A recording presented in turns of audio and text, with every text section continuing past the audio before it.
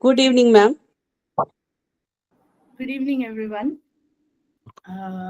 Just give me 1 second. I'll start sharing the screen.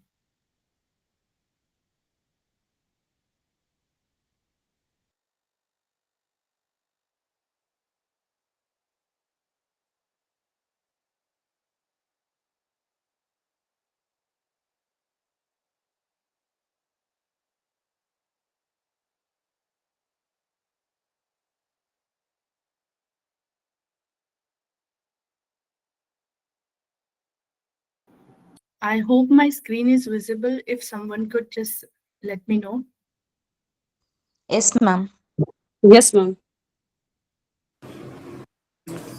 Okay, thank you.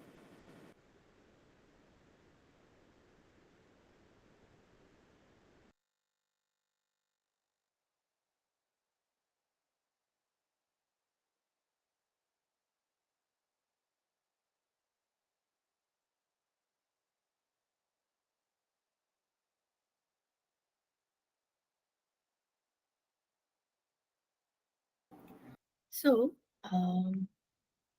good evening, everyone. And I'll show you this slideshow. All right. So, as we know,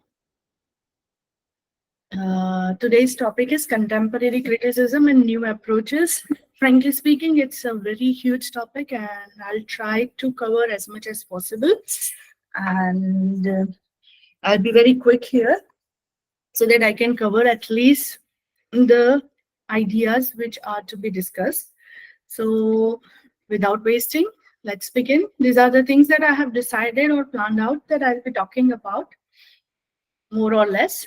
All right, so we have introduction to what contemporary literature is, and shift from classical to contemporary criticism, new criticism, and close reading. This would be somewhat a recap of what actually you have studied in new criticism in the preceding sessions.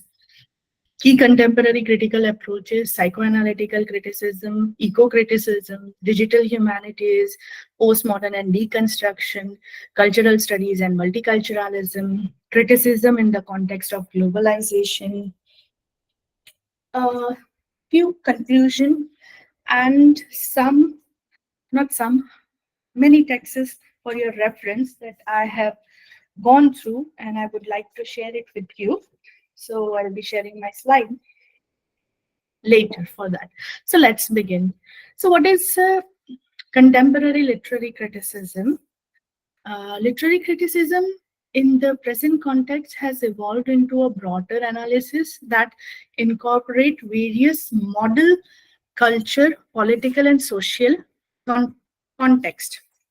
So basically, in the broader sense, contemporary literary criticism refers to the varieties of various methods used to analyze and interpret and evaluate literary text within the framework of modern social culture and political discourse. So basically, it talks about the modern social culture and political discourse. Unlike more formal or traditional approach that you have already studied about criticism, contemporary criticism no longer focuses solely on the aesthetic or textual analysis of literature. Instead, it embraces a wider array of perspective, including those derived from postcolonialism, feminism, gender studies, eco-criticism, queer theory, and other modern critical theories. So I'll try to cover this many here, just give you some highlights of these theories. All right. I hope I can do justice to them. So this broader scope reflects the evolution of literature itself, as it now engages more deeply with the complexities of identity, power, and society. So this is where they are more focused about the identity, about the power politics, and the society. Contemporary literary criticism seeks to uncover not only what a text says, but also what it implies about the world for which it is emerging. So the key thought over here is that Contemporary criticism does not limit itself to text alone. Rather, it places literature within the broader socio-political environment of its time. We can take example of contemporary criticism viewing Shakespeare.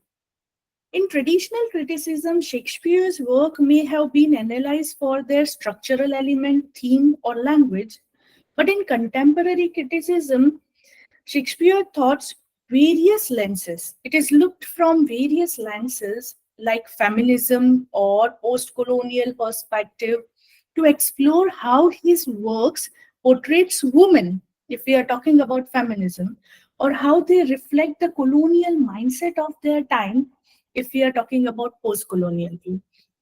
This opens up a whole new dimension of understanding that was previously unexplored. So, as literature is not a copy of the world, but an interpretation of it, it is rightly said. Initially, we had the definition of literature that literature is a reflection of society. But as time passes, the definition has evolved, and now it is not only the reflection, it is not only the copy of the world, but it is an interpretation of it. All right. So, there is one beautiful quote by Walter Benjamin, which I have not put in the slide, I'm sorry.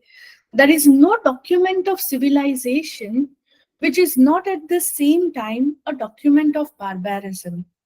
So what he is trying to emphasize over here is, so if you try to look at it from modern literary criticism, it emphasizes that all cultural artifacts, including literature, are product of their time and reflect both the greatness and the flaw of their era. So that is the beauty of literature if you read, right? So we can take it in the context of classical roots, all right? So historically, English literary criticism was grounded more in the rigid framework. We have already discussed about it in the preceding sessions, focusing on the close reading of the text, all right, or the examination of historical context. This traditional approach often refers to a classical or formal classical criticism, which was driven by theories like new criticism that again was emphasizing intrinsic qualities of the text, that is structure, language, and form, often diverged from history or societal context. So, society changed through the 20th century and into the 21st century. So, to did this approach to literary criticism, literature or literary scholars began incorporating insights from field outside the literature. So, what they did was they also looked at it from the point of anthropology, sociology, philosophy, and political theories, leading to an interdisciplinary approach. These newer form of criticism were fueled by the realization that literature does not exist in vacuum, but is part of a broader cultural and political world. So what was the key shift over here in criticism? From formalism to interdisciplinarity. Earlier approach was formalism, concentrated or was trying to analyze a work purely based on its internal features like plot, language, and meter. But the advent of deconstruction, post-colonialism, and reader response theory in the late 20th century shifted the focus towards how literature interact with external societal factors. All right. So now it is shifted from plot, language, and meter to external societal factors, including race, class, and gender. So this is the shift, all right? That was the first shift. The second shift was incorporation of social theories. So with the rise of theories like Marxism, feminism, and post-colonialism, literature was increasingly seen as a reflection of social struggle, cultural difference, and power dynamics. Texts were not being read, not just for what they say, but for how they perpetuate or subvert ideology. We can take example of Jane Eyre by Charlotte Bronte. It, classical criticism might focus on the novel's narrative structure and characterization, but contemporary criticism explores the text treatment of colonialism, particularly in the portrayal of Bertha Mason, the mad woman in the attic. There is an essay with the same name. We will be discussing about it. Who represents the other in a colonistical framework. So what happens? Post-colonial critics like Gayatri Spivak, in her groundbreaking work, Can the Subaltern Speak?, have analyzed how characters like Bertha represented the silencing and marginalizing of colonial subjects. Okay. A very beautiful quote by Edward Said, which he has given in his Culture and Imperialism. So, what's the job of the critic here? So, the critic's job is not to pass value judgment, but to interpret the work and to relate it to the world. So, that is the change in the role of the critic. So, now what is expected from the critic is that he should interpret the work. Okay? So, it is this particular quote shows the essence of contemporary criticism, which seeks to place literature within the broader societal and global context rather than confronting it to aesthetic values alone. Right? So that is one important aspect. When you talk about interdisciplinary and multifaceted criticism in contemporary literary criticism, so in today's academic landscape, contemporary criticism has become inherent, multifaceted, engaging with a wide range of intellectual tradition and discipline. This reflects the growing recognition that literary text can be can be examined from multiple angles to gain a richer understanding of the meaning. For example, if we talk about interdisciplinarity or interdisciplinary critique, feminism and gender criticism is there. We can take example of Virginia Woolf's Mrs. Dalloway or Toni Morrison's Beloved, one of the best examples, right? And we can also point out Woolf's A Room of One's Own, okay, where she quotes, "As a woman, I have no country. As a woman, I want no country. As a woman, my country is the whole world." So this is what Virginia Woolf says when we are talking about feminist criticism, right? We'll discuss it when we are talking about feminist criticism. So I'm quickly just putting the points through you so you know how it is going to be, how the discussion is going to be. Then you talk about eco-criticism. This particular approach focuses on literature's treatment to nature and the environment. It emerges alongside the global rise in environmental consciousness and climate change activism. So we can have Henry Thoreau's Walden or Margaret Atwood's The Year of the Flood, analyzing the portrayal of human relationship with nature and the environmental crisis, where Thoreau has beautifully said, the question is not what you look at, but what you see. When you come to post-colonial criticism, it is an interrogative literature which has been produced in the colonial or post-colonial context, exploring issues like cultural identity, race, and imperial power structure. So we can take example of Salman Rushdie's Midnight's Children. It is the best representation of post-colonial criticism.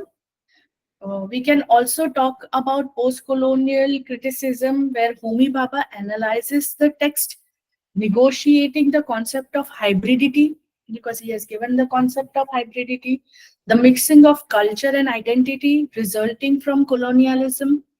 In works like Rushdie's Midnight's Children, hybridity becomes a central theme where the protagonist embodies the complexities of post-colonial identity. Okay, so Homi Bhabha in The Location of Culture has said, nations are narrations, right? So that is a very beautiful line. I just strike me, so I'm saying it here.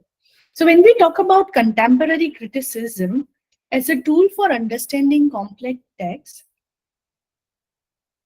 the contemporary literary criticism has transformed how we engage with literature. It has incorporated broader socio-political and cultural context. It allows reader to better understand how literature interacts with the world around it, whether through feminism, post-colonialism, eco-criticism, or digital lens.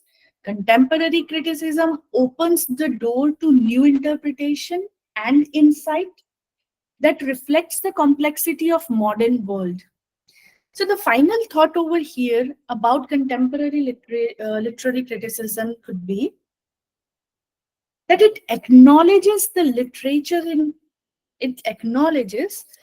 literature is dynamic, evolving alongside the societies that produced it. And the next step in literary criticism will likely further expand the interdisciplinary concept connections, reflecting global movement and shifting cultural paradigm, for which Rola Barthes in The Death of the Author has beautifully said, a critic's task is not to reduce the text to a single meaning, but to explore the multiplicity of meaning it contains. We are going to discuss this in detail when we are talking about deconstructionism. So, this is basically an introduction to contemporary literary criticism. These many concepts, theories, and approaches are there, which are mainly discussed in contemporary criticism. Then we come to the shift from classical to contemporary criticism. So we have traditional criticism, we have contemporary criticism. We'll try to understand what traditional criticism is and what contemporary criticism is. So traditional criticism comprises of formalistic, structuralistic, and historical approach. I think you have already discussed this in preceding sessions where you had Aristotle and all. So, what tradition, I'll quickly go through it so that we have time for other concepts. Traditional literary criticism often reflects to a classical criticism. Ma'am, I'm sorry for the interruption. The slide is not changing. Okay. I tried to change it, but let me check again. Can you see the slide shift from classical to contemporary criticism? Is that not visible? No, ma'am. Yeah, Yes, it's ma'am. Yes, visible, ma'am. It is ma'am. visible. It is visible now. Yes, I'm talking about shift from classical to contemporary criticism, traditional and contemporary criticism, trying to. Okay, thank you.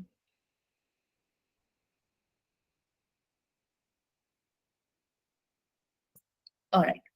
So I was talking about traditional criticism. You can unmute yourself and let me know because this is full screen. So I may not be able to see the comments in the comment box. All right. So thank you for unmuting and letting me know. Right. So traditional criticism. So it is more talking about formalistic, structuralistic, and historical approach, which is grounded in this particular three approaches. These methods were focused on the text itself. We have to understand this, that this particular methods were focusing on the text itself. So the text was at the center. This method were focusing on text itself.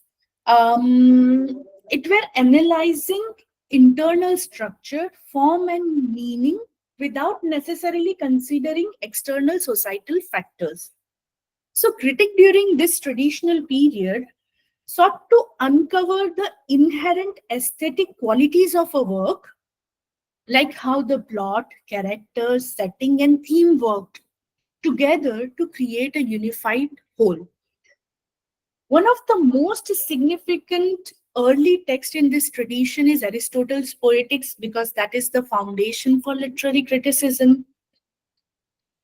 A seminal work of literary theories that remains influential today also. So Aristotle's approach was seen as classical criticism, emphasizing the need for unity in plot, character, and action. So this was something that Aristotle focused on. So according to Aristotle, the best tragedy, for him, the best tragedy was, I hope everyone knows, for him, the best tragedy was Oedipus the Wreck by Sophocles. And for him, the best tragedy should present a well-structured plot with a beginning, with a middle, and an end, all leading to catharsis of emotions like pity and fear. So this was the central discussion of Aristotle, and he was looking for it in each and every literary text, and that can define that this is a perfect work of art. So if we take example of Aristotle's Poetics here, so he has given us this groundbreaking work for the analysis of drama. The focus was primarily on tragedy, because if you look at Aristotle's time, tragedy was written.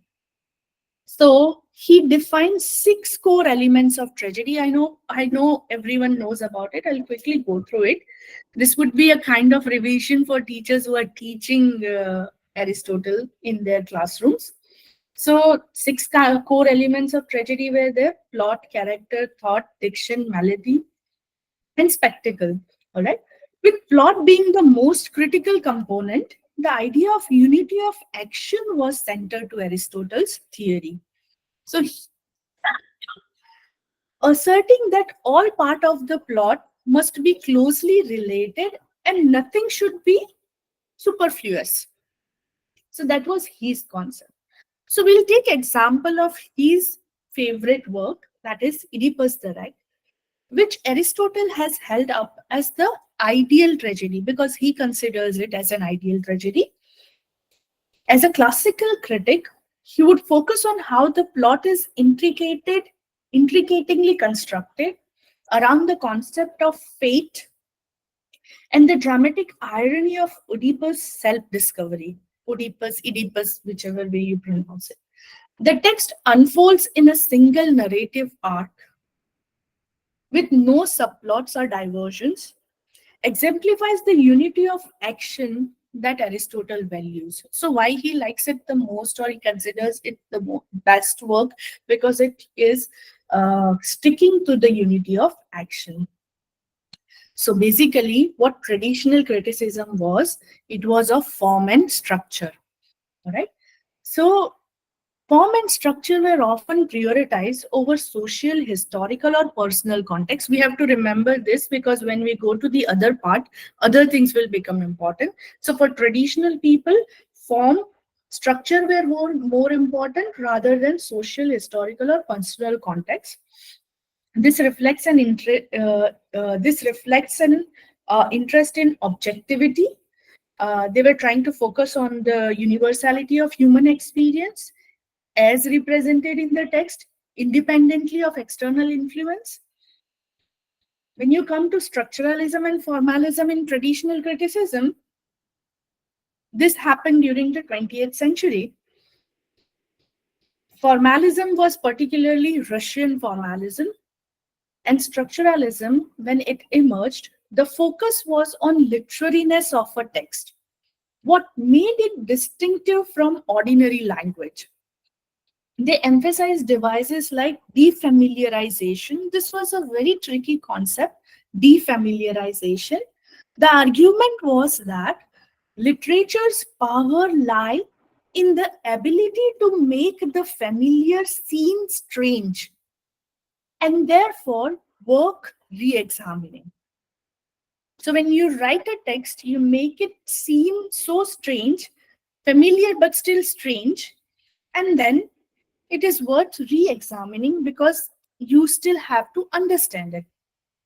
So that was one thing. Similar was the case with structuralism, that was formalism, which was talking about defamiliarization. Then we have structuralism, Ferdinand de Saussure's work in linguistics, which sought the understanding that underlining the structure that governs human thought and language. So for structuralists like Rolla Barthes, literature was part of a broader system of culture science. And understanding its structure was key to understanding its meaning. So for understanding the meaning, you have to understand the structure. Okay, we can take example for structural analysis of William Golding's Lord of the Flies, which focuses on the opposition, like civilization versus savagery, order versus chaos. The structure, this is the structure of the novel. So by analyzing how this binary opposition are constructed, a structuralist critic uncovers the deeper culture and psychological tension the novel seeks to explore. So how does this work? This formalism, this structuralism, traditionalism work, all right? Now we come to the contemporary criticism. So this was happening in the traditional criticism till 20th century. But now when we come till the beginning of 20th century, but now we are coming to the contemporary criticism. So how this differs from the traditional one. So in contemporary criticism, there were a broader perspective. The focus was on gender, race, political, gender, race, post-colonialism, and digital media.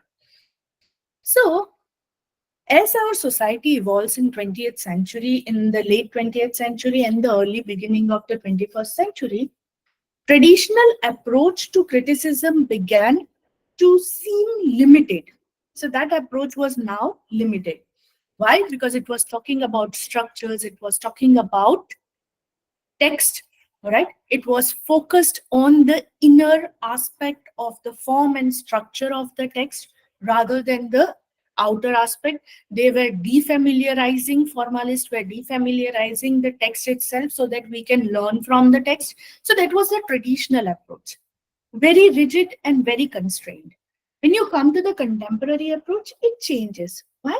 Because literature, as many have argued, was not just an automation for aesthetic object, but a cultural product. So it was not for aesthetic pleasure only, but it was a cultural product that shaped or helped in shaping the world in which it was produced. So contemporary criticism emerges as an attempt to address their broader concepts, moving beyond the text-centric analysis. So this is the most important aspect. We are moving beyond in contemporary criticism to beyond the text-centric analysis to incorporate, we are adding to it gender, race, post-colonialism, politics, identity, and digital media.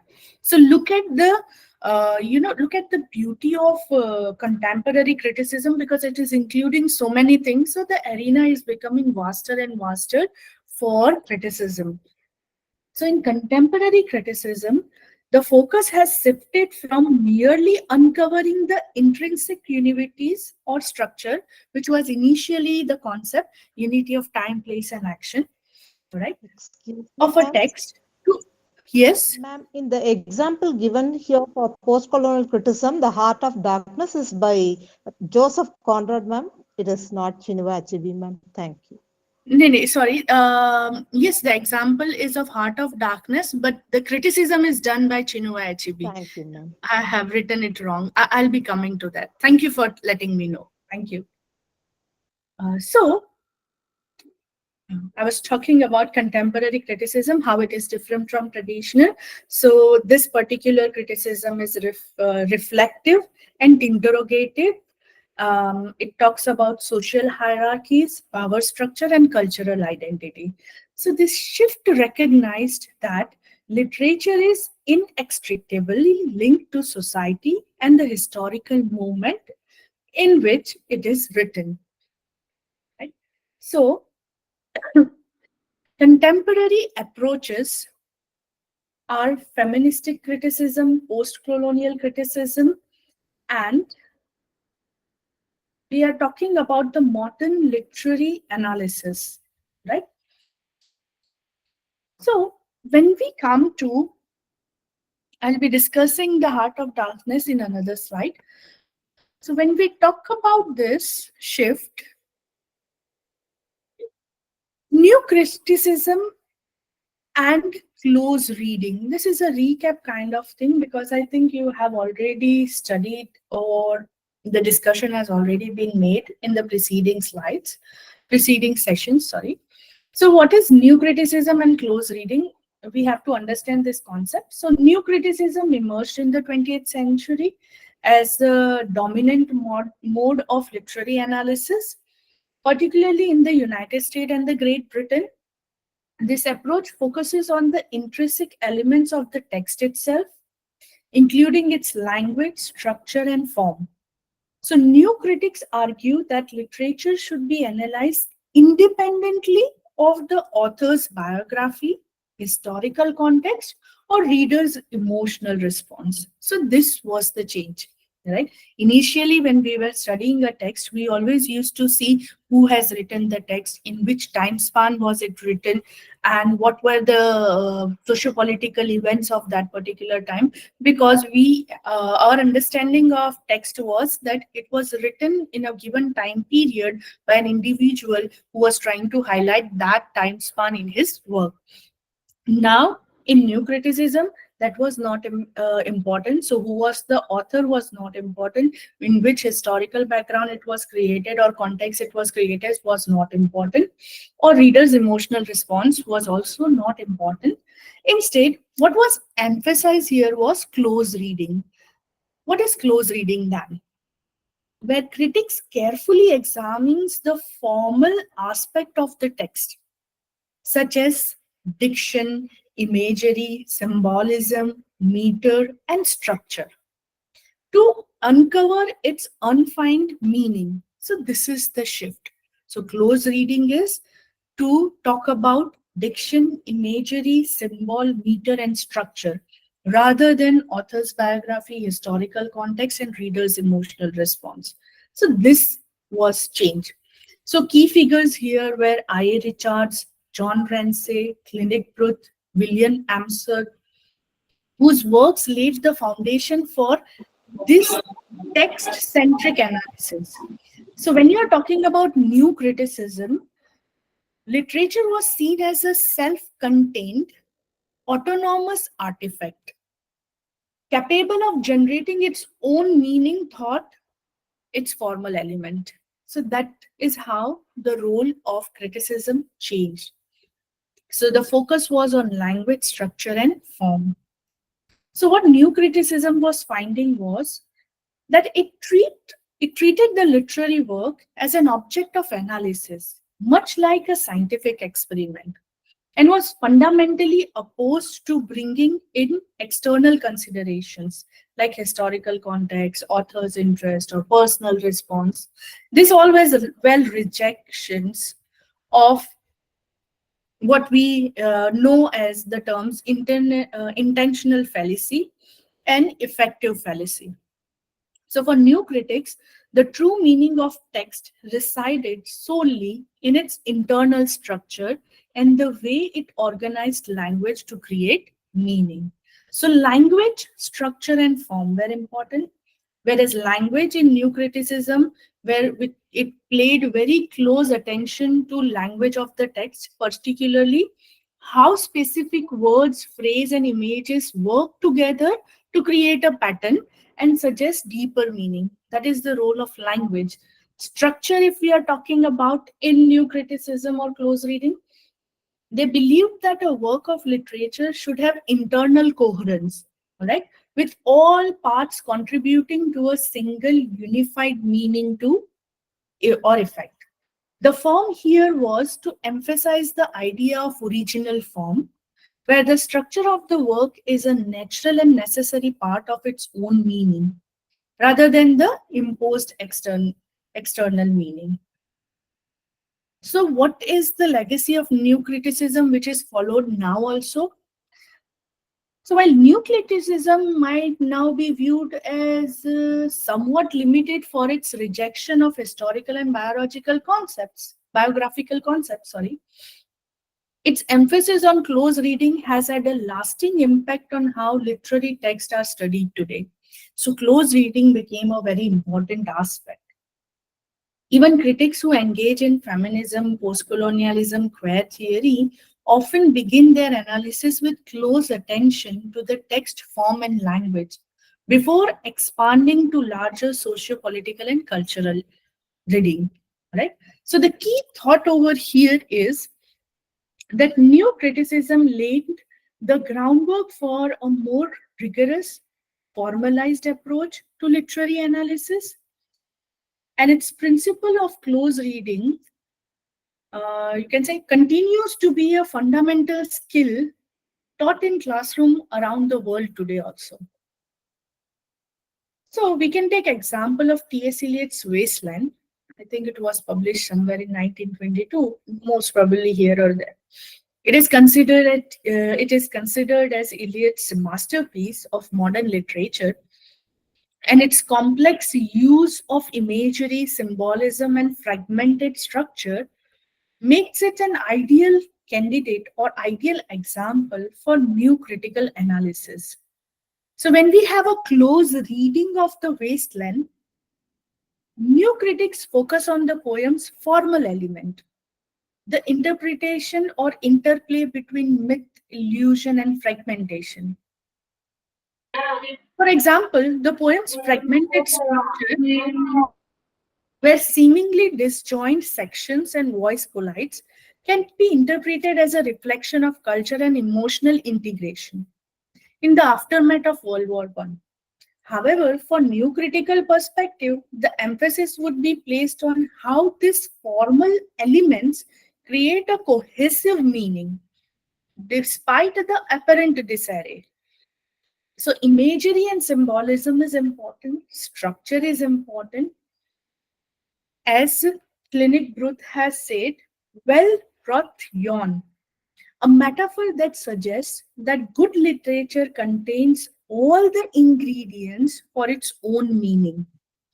So for Brooks and other new critics, texts like The Wasteland do not require external information to be fully understood, as their formal elements provide sufficient richness and depth.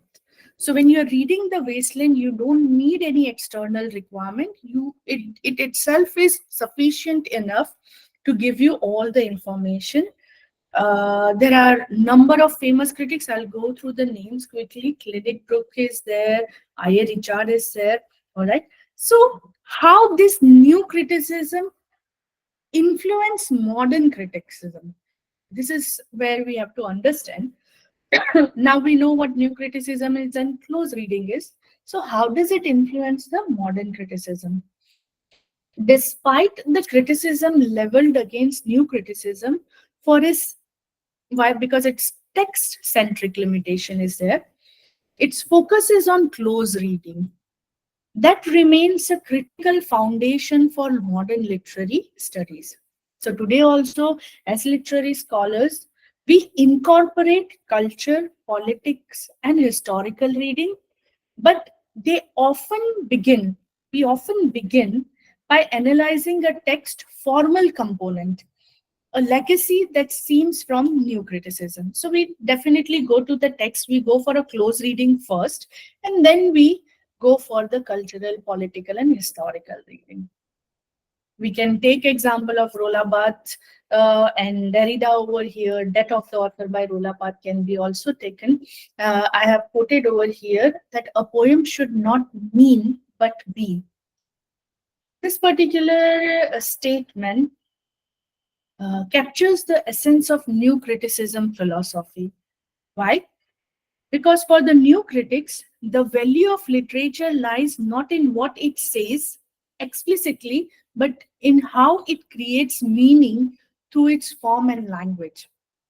This idea that a poem's meaning is inherent in its structure and existence, not in external interpretation, reflects that the new critics believe in autoethical texts that are self-sufficient and self-content. So, that is something about new criticism and close reading. When you come to the key contemporary critical approach, there is so much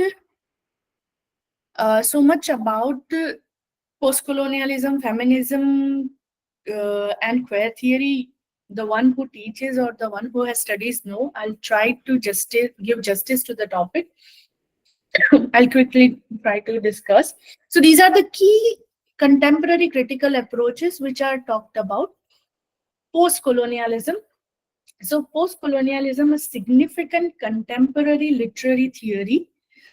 It examines how literature reflects and perpetuates colonial histories, power dynamics, and the experience of colonized people.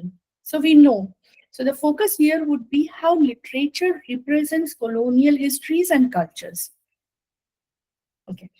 So the critical approach here analyzes how literature produced during and after the colonial.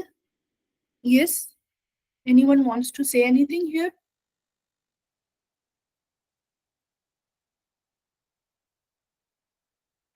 Okay, then I may continue.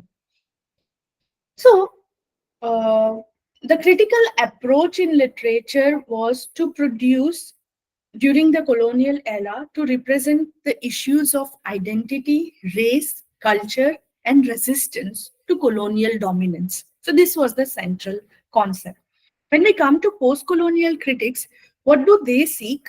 They seek the understanding how literature has been used both as a tool of colonial power and as a form of resistance against it. So that is the post-colonial view. They focuses on how colonized people are represented, how their culture are distorted or suppressed, and how literature serves to either uphold or dismantle colonial ideology. So the key focus over here is that post-colonial criticism is concerned with the othering, the concept of the other given by Edward Said in the Orientalism. The same here is talking about othering. The concept of othering of the colonized people in Western literature, and how these texts construct notion of civilization, superiority, and difference. It also explores how language and narrative were used as instrument of colonial power and control. And it seeks to recover the voices of colonized who were often marginalized in literary canon. So this is post-colonialism. I'll quickly go to Chinua Achebe's criticism of Joseph Conrad's Heart of Darkness. I think this is what was misplaced in the previous slide. So the example here is of Chinua Achebe's criticism of Joseph Conrad's Heart of Darkness for his depiction of Africa. Okay, so one of the most well-known applications of post-colonial criticism is done over here in this particular text.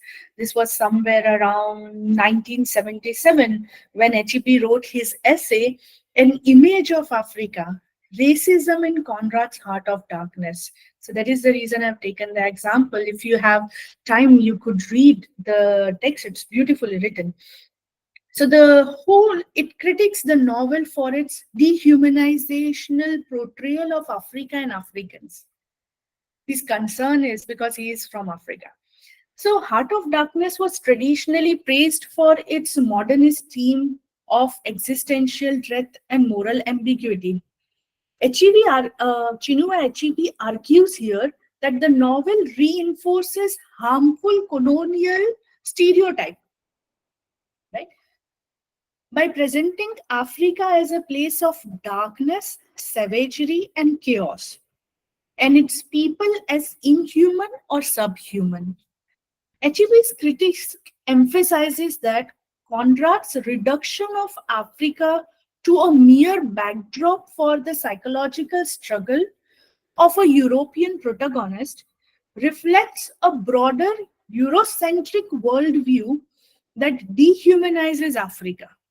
So he points out that Africans in the novel are depicted as silent and faceless, denies the complexity and humanity that the European character possess.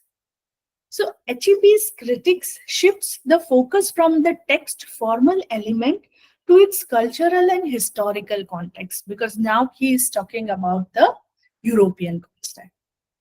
He is emphasizing that the heart of darkness perpetuates colonial ideology by reinforcing the notion of African inferiority.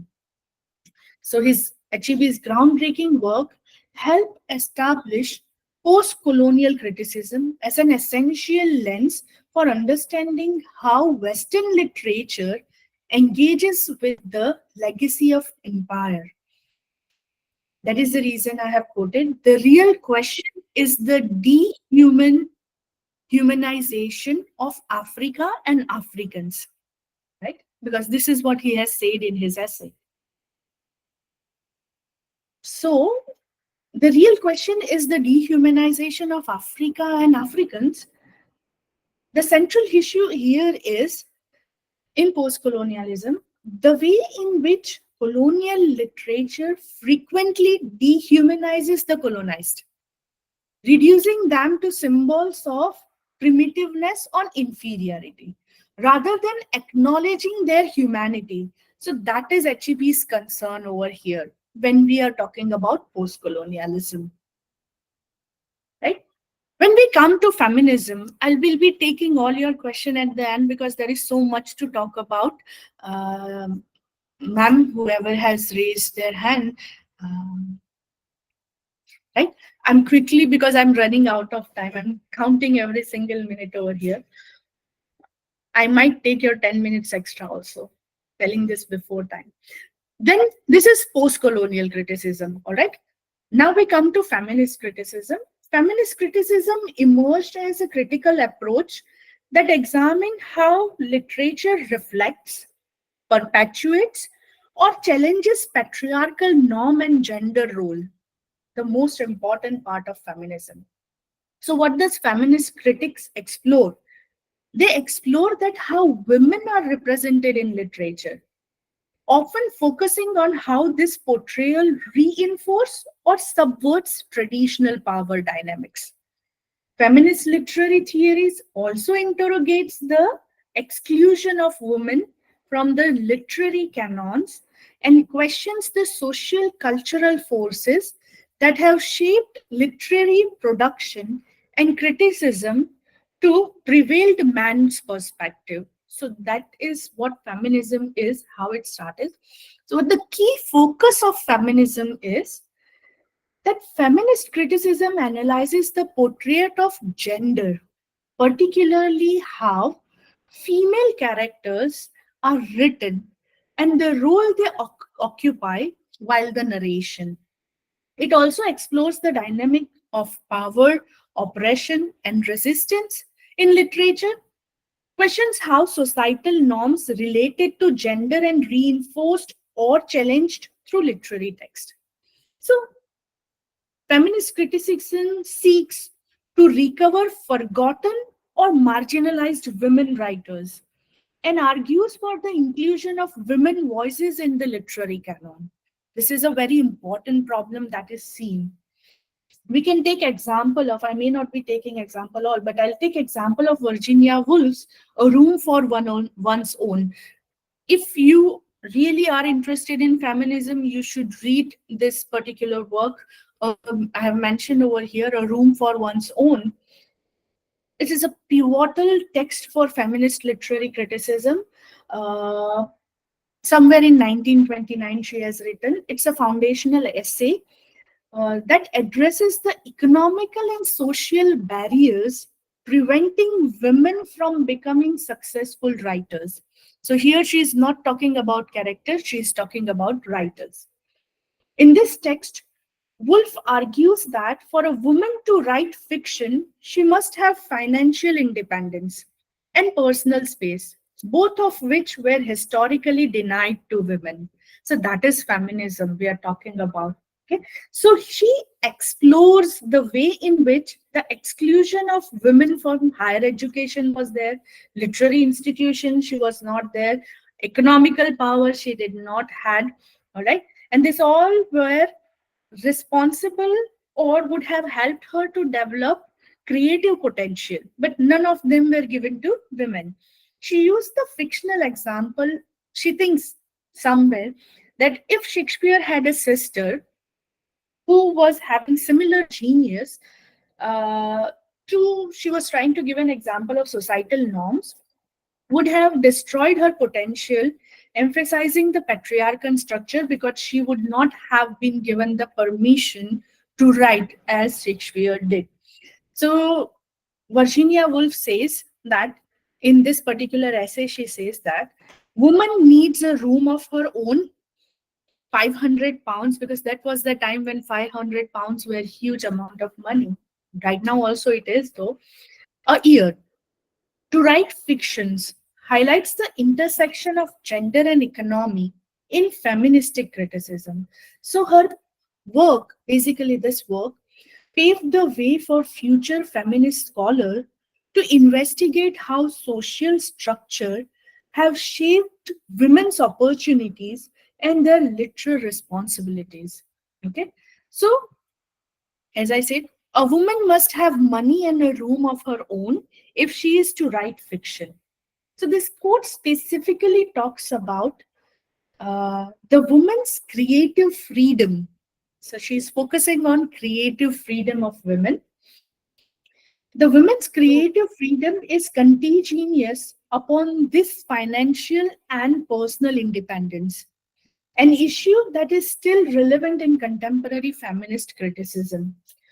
We'll quickly go to the queer theory. So this is feminist criticism. This is what it is focusing on. Now we have queer theory. Queer theory is a critical approach that examines how literature represents sexuality, gender identity, and heteronormality. The assumption that heterosexuality and traditional gender roles are the natural or normal mode of existence. So queer theory seeks a distable fixed identity and challenges the binary opposition between male and female, heterosexuality and homosexuality that are often reinforced in literature and culture. So queer theorist explores how text either upholds or questions these normative structures, offering readers the challenging traditional assumption about sexuality and gender. They are particularly interested in how literature reflects the fluidity of identity and the way in which non-normative sexuality and gender have been marginalized or sometimes erased from mainstream narrative. The key focus of queer theory is the social construction of gender and sexuality, challenging the idea that these identities are fixed or biologically determined. It examines how literature can subvert or reinforce heteronormativity, assumptions, and how queer identities are represented, concealed, and encoded in literary text. I cannot discuss the example, but you can very well take the example of Shakespearean sonnet, for which he has written couple of sonnets he has written for fair youth. You can look at it from queer theory. For example, if you can take Shakespeare's sonnet number 20, where he says a woman's face with nature's own hand is painted. So here he is trying to examine sonnet number 20. The speaker's attraction to the young man blurs the boundaries between gender and desire. Right? So we can implement queer theory here. Queer theories interpret the sonnet as a celebration of gender ambiguity, challenging the rigid distinction between male and female, lover and friend, and heterosexuality and homosexuality. So the key thought of queer theory is that it is encouraging reader to move beyond the traditional binaries and embrace the fluidity of identity and desire. So it recognized that literature often contains subtextual elements of queerness that challenge it definitely challenge normative structure even in works traditionally seen as unholding them. Okay, so this is contemporary theory. So if I've tried to summarize or conclude the contemporary theory, it is each of these critical approaches open new avenue for understanding literature, moving beyond traditional formal reading to explore how text reflects and shapes the cultural, political, and social forces. To analyze literature through these contemporary lenses, critics can uncover deeper, more nuances meaning related to identity, power, and representation. Two things we have to keep in mind. Quickly going to the next slide. I'm running out of time. Psychoanalytical criticism. Okay, so when we come to psychoanalytical criticism, we all know Freud and Lacan. They explore how literature reflects the work of subconscious mind. So their focus was on subconscious mind. This approach poised the literary text, much like dreams, okay, can be analyzed. Literary text, according to them, literary text, just like dreams, can be analyzed for their deeper psychological meanings, often revealing repressed emotions, desires, and fears. So, psychoanalytical criticism views literature as a manifestation of the unconscious, both for the author and the character within the text, and aims to uncover underlying motivation and symbolic meaning. So, when we look at Freudian approach, we both are little bit Freud and Lacan. I'll take a few minutes talking about this. Freudian theory particularly is related to the Oedipus complex, and Oedipus complex, repression, and dream symbolism have it has heavily influenced psychoanalytical criticism, where Freud believes that human behavior is largely governed by unconscious desires and conflicts. All right, many of which are rooted in childhood experience. In literature, psychoanalytical critics analyze characters. They have unconscious drives through their actions, relation, and inner turmoil. Okay? Whereas we come to Lacanian's approach, again, a French psychologist, psychoanalyst, built upon Freud's concept. This was Freud's concept. He has talked about mirror stage. So Lacan has talked about mirror stage and the relationship between language and desire. All right. Lacan's theory focuses on the fragmented self. This is a very complex concept, fragmented self, and the constant search for wholeness through language and desire. So in Lacanian psychoanalytical criticism, literature is seen as a space where the unconscious mind struggles with identity and desires are played out through language and symbol. So the focus here is the subconscious mind, right? So psychoanalytical critics argue that literary texts, like dreams, are filled with symbolic meaning. So characters in literature often act in a way that are driven by unconscious motivations, mirroring the repressed desires and conflicts that Freud and Lacan analyzes in their psychoanalytical work. So psychoanalytical criticism explores how literature can. There are three major things of psychoanalytical criticism. First is it reveals repressed desires, fears, and conflicts of both the author and the character. Second, it exposes the unconscious motivation driven character's action and decision. Third, analyzes how the narrative structure and symbol in the text reflects the work of the unconscious mind. We can take example over here of French Franz Kafka's The Metamorphosis, which is a very good example over here, which explores how Gregor's transformation into a giant insect reflects his unconscious desire to escape his oppressive family responsibilities. His transformation can be seen as a symbolic representation of his repressed anxiety and feeling of alienation. So that is the psychoanalytical criticism. I think most of you know Franz Kafka when his work. Okay, most of the time it is read for existentialism, but this one is a very good example of it. So, what is I may not be discussing this example, Hamlet's inner turmoil to Freudian's concept of the Oedipus one. One of the most famous application of Freud's psychoanalysis in literary criticism is the analysis of Shakespeare's Hamlet. We all have studied Hamlet, particularly through the lens of Oedipus complex. So he looks, psychoanalytic will look at Hamlet with this particular concept. So here Freud's theory of Oedipus complex suggests that during the phallic stage of psychosexual development, a child harbors unconscious desire for the opposite sex and feeling of rivalry or jealousy towards the same sex parent. So in psychoanalytical criticism, these repressed desires are seen as a central to the character's inner struggle. This could be seen in Hamlet. All right.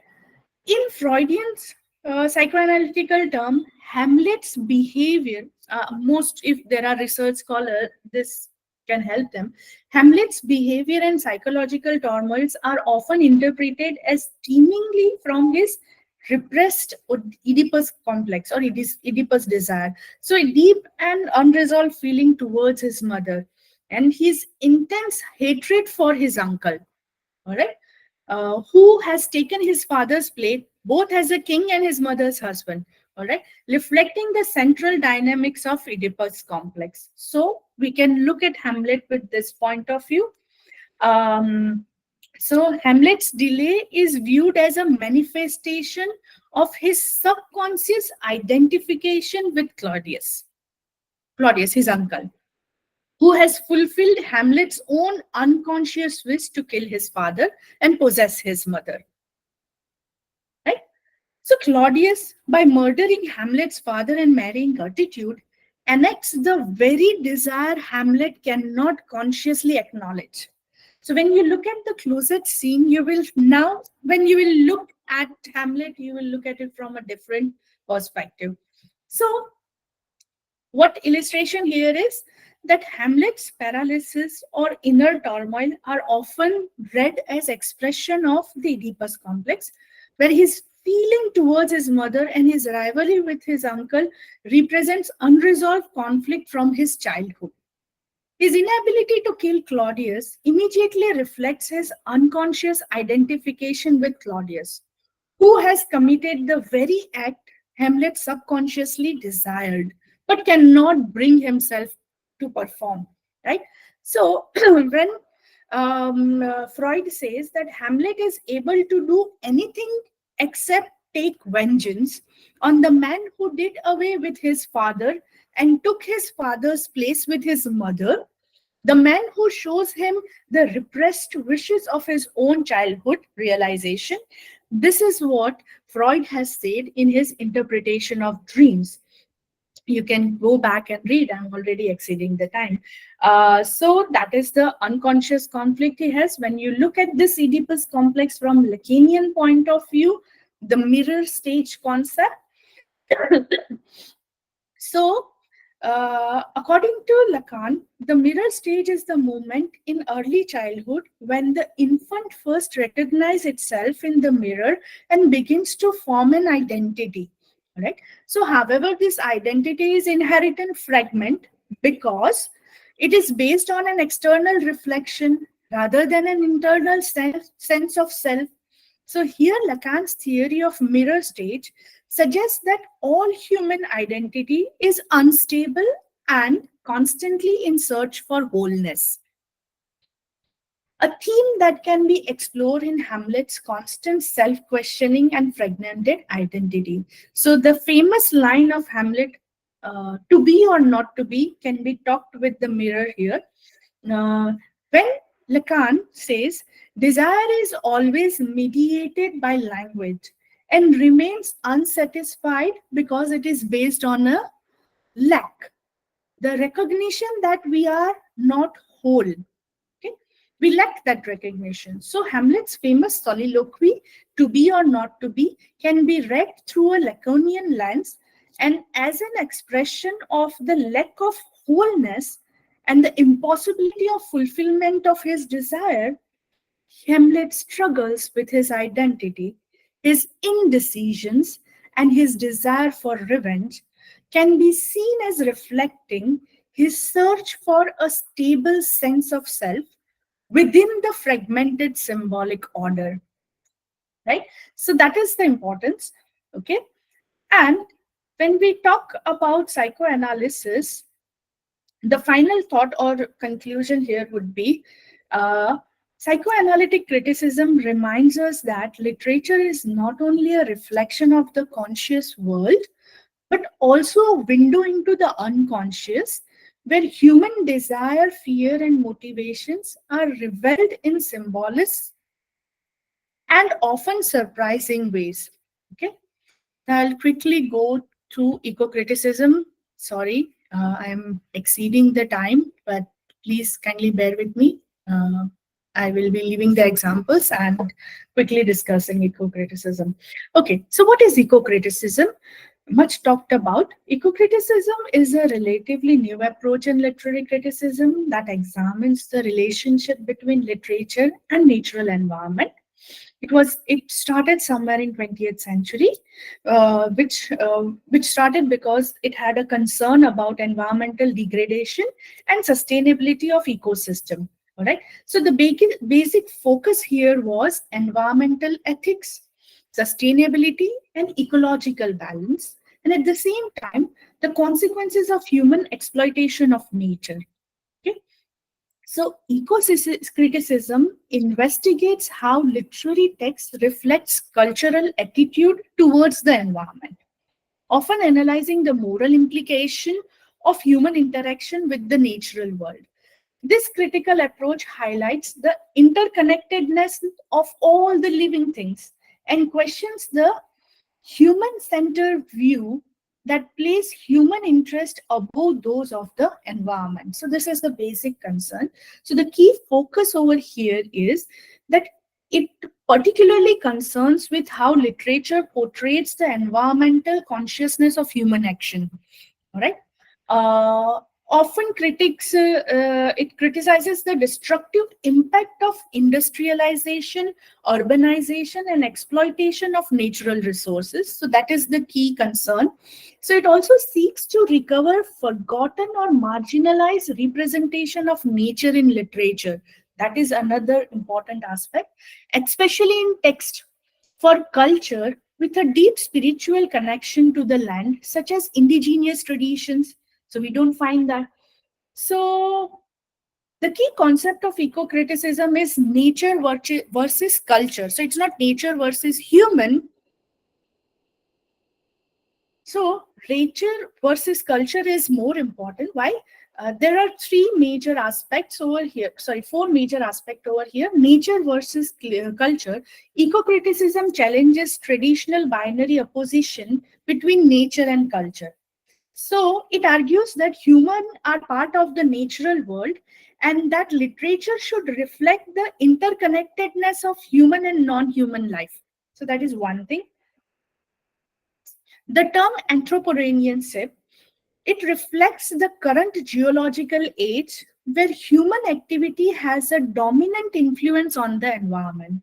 So it explores how literature responds to and critiques the environmental impact of human action, including climate change, deforestation, pollution, and species extinction. The third important aspect of eco-criticism is sustainability and environmental ethics. Eco-criticism engages with the concept of sustainability, exploring how literature can promote ecological awareness and environmental responsibility. So that it often critiques the texts that romanticize nature without acknowledging the real world environmental crisis that threatens ecosystem. Deep ecology, the fourth major aspect, this philosophy emphasizes the intrinsic value of all living beings, regardless of the utility of humans. So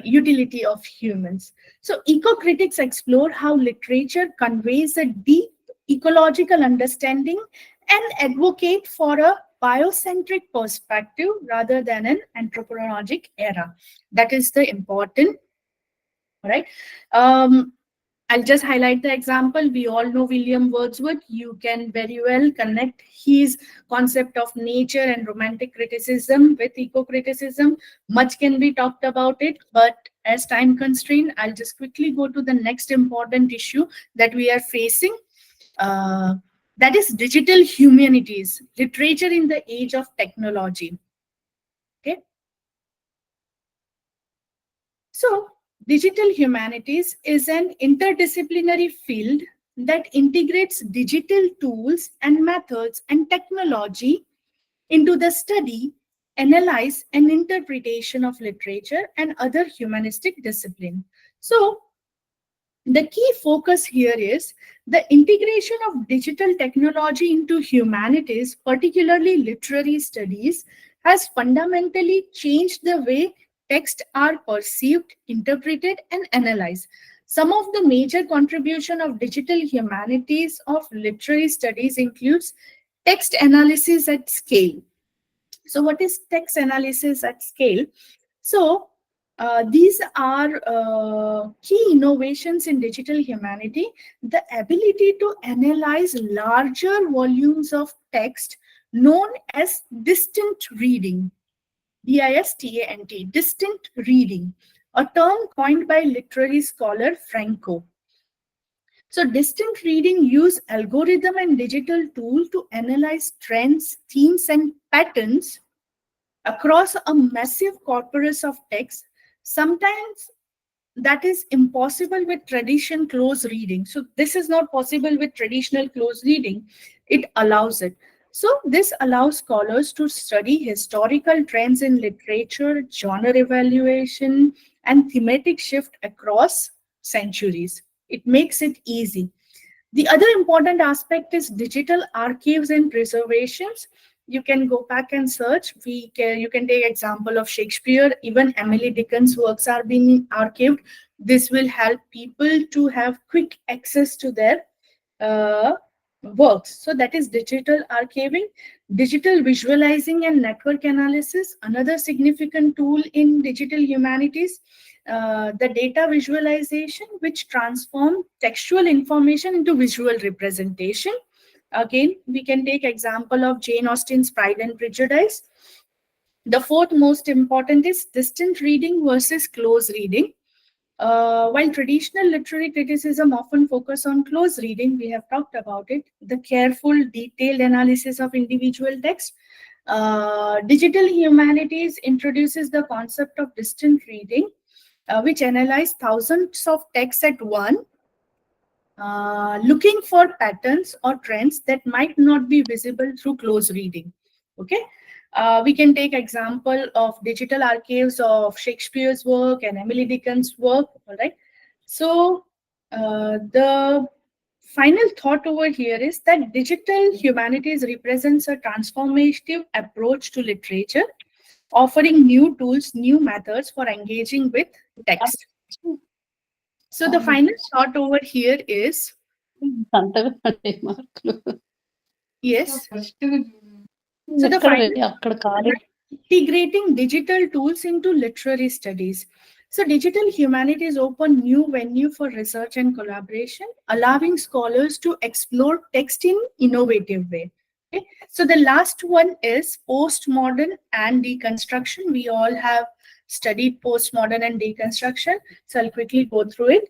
So what is postmodern criticism? It is an approach that was there in the later half of the 20th century against the modernist belief in rationality, progress, and objective truth. Postmodern challenges the idea that a text has a single stable meaning, asserting instant that meaning is fluid, subjective, and contingent upon the reader's interpretation and the cultural context. So, postmodern critics emphasize plurality of meaning. That is the most important thing.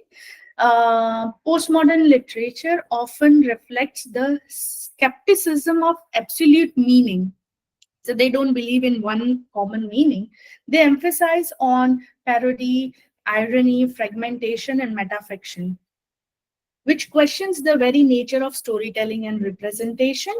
So the key focus in postmodern criticism is to question the idea of fixed meaning. So they question the idea of fixed meaning, suggesting that the texts are open to multiple interpretation depending on the context and the reader's perspective. So it is ready to embrace ambiguity, uncertainty, and the idea that meaning is always a flux. Okay.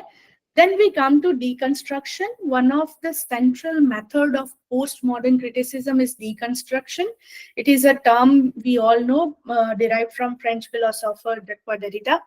Deconstruction is a method of analyzing, to seek to explore the inherent contradictions, ambiguity, and intrinsics within a text. Ultimately, how a text undermines its own claim to meaning and coherence. So basically, deconstruction is based on the idea that language is inherently unstable and that meaning is always deferred, what Derrida calls difference. Okay, this concept is words do not have a fixed intrinsic meaning. Rather, they derive meaning from their relation to the other works. So this goes to the structural approach. So key focus of deconstruction is not about destroying the meaning. They don't want to destroy it, but about revealing how text can be interpreted in multiple ways. You can take example of binary oppression and all. I'm not going into there. You can also have example of dequency, Don Coetzee. Okay. Again, you can also take the example of The Great Gatsby. Okay. So that is the thing about postmodernism and deconstruction. So now we come to cultural studies. Okay, so cultural studies and multiculturalism. I'll quickly go through it. What cultural study is? It is an interdisciplinary field that combines elements of sociology, anthropology, media studies, and literature.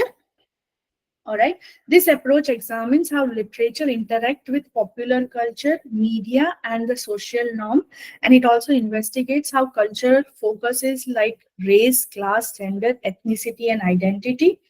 Cultural studies closely linked with multiculturalism, which emphasizes the recognition and appreciation of diverse cultural perspective, especially those of historical marginalization or underrepresented groups. Okay, so the key focus over here is that cultural studies challenges traditional boundaries between high and low culture, recognizing that literature interacts with all forms of cultural production, for mass media and pop culture to politics and social movement. It also explores how power dynamic works, such as those related to colonialism, capitalism, and patriarchy, are embedded in cultural form, including literature. You can take example of Toni Morrison's Beloved. Okay, very good example. This cultural studies asks two questions. How do text reinforce or challenges societal ideologies and power structure?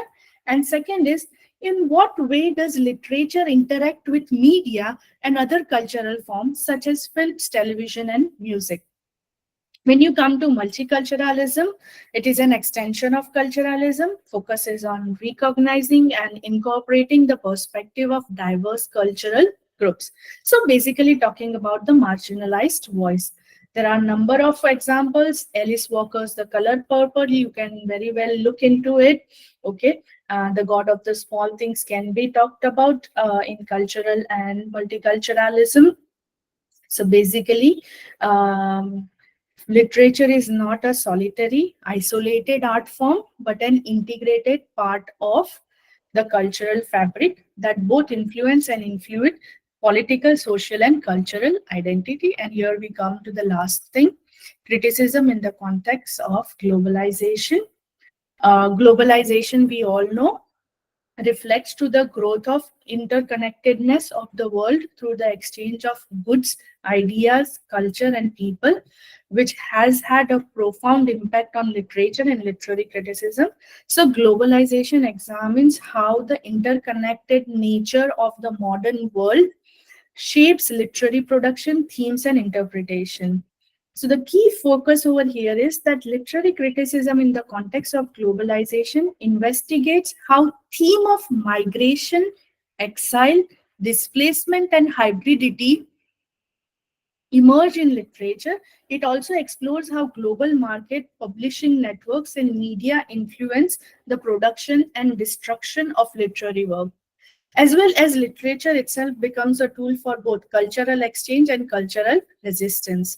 All right, so that is globalization. There are multiple impacts of globalization. Migration and identity is there. Transnationalism and hybridity is there. You can take example of Salman Rushdie's Midnight Children. Global market and literal production is there. You can also take example of Jhumpa Lahiri's Namesake, where you talk about migration and identity. All right, and you can also talk about transcendentalism. So the key thought over here is that it brings with it a broadening perspective. Literature becomes a space where local and global influence interact, and writers not often engage with global themes such as migration, cultural exchange, and transnationalism allow for a more diverse representation of voice and expression. So you can have cultural authenticity versus global appeal. You can have cultural hybridity. So basically, when you talk about globalization, these are the things we keep in mind. So the final thought over here is, we come to end of the discussion, that the contemporary literary criticism is not confined to text but engages with real world politics, culture, and identity. So I will definitely try to encourage the readers to be adaptive and forward thinking in their classical critical approach. So criticism can never be a science. It is, in the best sense, only an art. Okay, so that is all from my side. The floor is open for questions. I'm sorry I've taken 25 minutes extra, but this is what contemporary criticism is. I hope everyone could learn something out of it today. I do have my concluding thoughts for this.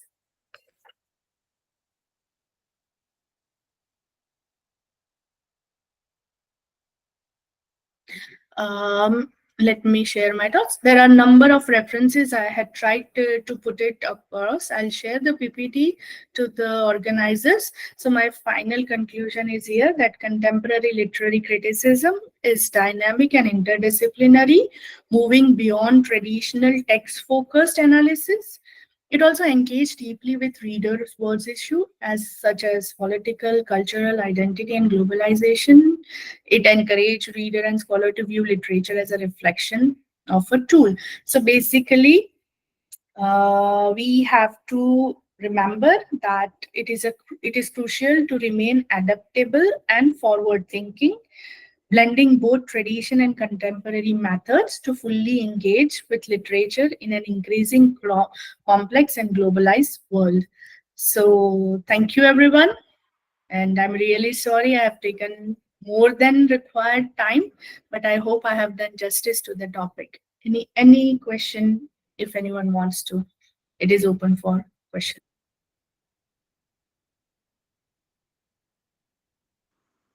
Thank you, ma'am, for your detailed analysis.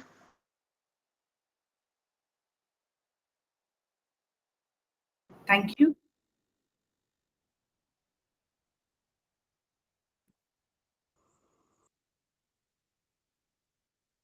Ma'am, I hope there is no queries from participant side, ma'am.